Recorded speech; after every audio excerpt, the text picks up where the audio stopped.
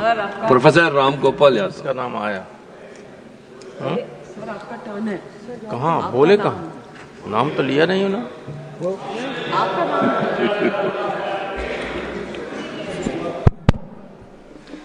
धन्यवाद श्रीमान। बहुत कम समय है, इसलिए मैं बहुत संक्षेप में ही बात करना चाहूंगा। नंबर एक, मैं इस बिल का विरोध करता हूं। और विरोध क्यों करता हूं? जो 2010 का एक्ट था लायबिलिटी का, जो पुराने लोग हैं सब जानते हैं कि न्यूक्लियर डील के बाद ये बिल लाया गया था और एक स्टैंडिंग कमेटी को भेजा गया था। इतना महत्वपूर्ण बिल था ये, और आज भी है, कि इसको भी स्टैंडिंग कमेटी को जाना चाहिए था। मैं उस बिल की स्टैंडिंग कमेटी में था। न्यूक्लियर डील पर जब चर्चा हुई थी, वो सबसे महत्वपूर्ण और बहुत ही सेंसिटिव एक इस तरह का दिन था देश में। ये लग रहा था कि आज शाम को सरकार मनमोहन सिंह की बचेगी या नहीं बचेगी। उस वक्त भी मैंने कहा था उसमें कि ये हमें हर वक्त जो यूरेनियम की जरूरत पड़ती है, चाहे वो शांतिमय प्रयोगों के लिए, और ये तो कह नहीं सकते थे कि वेपनाइज करने के लिए भी है, लेकिन जरूरत तो है ही, असली जरूरत थी वो।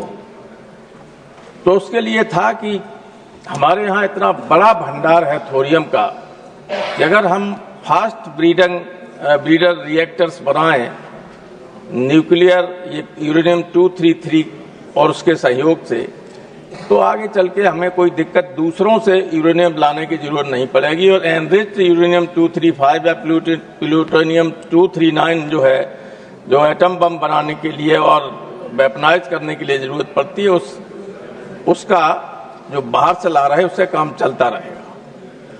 लेकिन उस दिशा में हम बढ़े नहीं आगे। और ये कहना कि न्यूक्लियर एनर्जी के माध्यम से हम सारी उसकी पूर्ति कर लेंगे, अभी हमारे पास न्यूक्लियर एनर्जी कितनी है? 2-3% से ज्यादा नहीं। हम कितना ही कोशिश करें, तब भी बहुत जल्दी एक बड़ा हिस्सा न्यूक्लियर एनर्जी का हमारे पास जो अभी हम है, उसकी तुलना में बहुत ज्यादा बड़ा हिस्सा नहीं आ सकता। लेकिन इसके खतरे भी बहुत हैं। संदीप जी ने बताया था, मैंने तो स्वयं देखा कि हमारे जो उत्तर प्रदेश में नरौरा में न्यूक्लियर रिएक्टर है, पावर रिएक्टर, वहां से जो रेजिड्यू जाता है, जो ट्रकों में जाता है, पुलिस के संरक्षण में जाता है, और 20 किलोमीटर से ज्यादा की रफ्तार से वो ट्रक नहीं चल सकते। इतना खतरनाक होता है कि लोग डरते हैं जब वो रेजिड्यू वहां से जाता है कि कहीं कोई बात न हो जाए। तो इसमें आप जो वो हटा रहे हैं लायबिलिटी का, सप्लायर के ऊपर लायबिलिटी का अगर नहीं होगा तो उसका कोई लाभ ही नहीं। इसके माने आप प्राइवेटाइज ऐसा करने जा रहे हैं कि कुछ लोगों को लाभ पहुंचाने के लिए देश की जनता के ऊपर अगर कोई इमरजेंसी हो, कोई बात हो, कहीं किसी तरह का, जैसे चेरनोबिल में हुआ था या जापान में हुआ था, ऐसा हो जाए तो सब पब्लिक के ऊपर आ जाएगा। जितना नुकसान होगा टैक्स पेयर जो है उसको सब पे करना पड़ेगा। तो आज तक ये आम लोगों की समझ में आता है।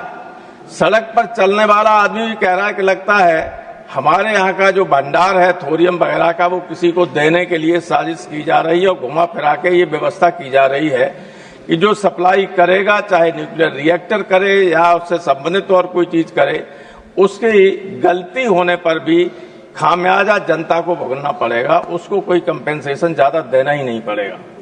इसलिए मेरी सरकार में बैठे हुए लोगों से ये प्रार्थना है कि इस पर एक बार विचार करें और सिलेक्ट कमेटी को इस बिल को भेजें, क्योंकि ये जनता के हितों के खिलाफ बिल है।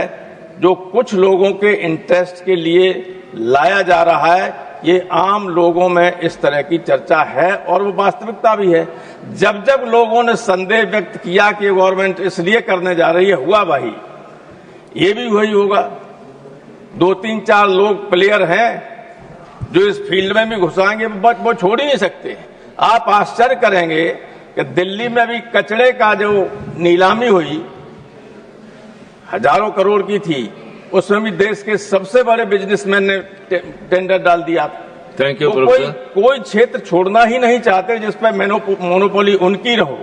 और आप देख लीजिएगा, नोट कर लीजिए, ये जो बिल आप पास कर रहे हैं, इसके माध्यम से आज नहीं तो कल इस न्यूक्लियर क्षेत्र में भी एक दो बाहर के लोगों की तो होगी, हिंदुस्तान के भी एक दो लोगों की ऐसी मोनोपोली हुई, गवर्नमेंट का उस पर कोई नियंत्रण नहीं होगा।